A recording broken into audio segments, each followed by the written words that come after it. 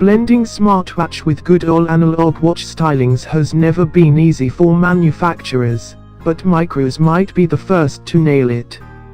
ZE Time and ZE Time Petite, its new lineup of smartwatches, feature the very best tech that you come to expect from a smartwatch, plus moving watch hands are first for a smartwatch.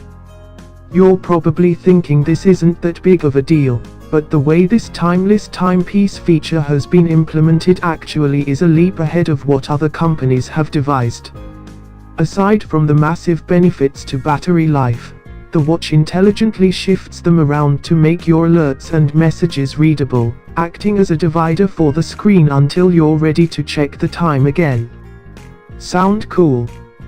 You won't have to wait long to strap in, as Micros announced that both sizes of its new ZE Time watch will release in early 2018 across various retail channels in over 60 countries.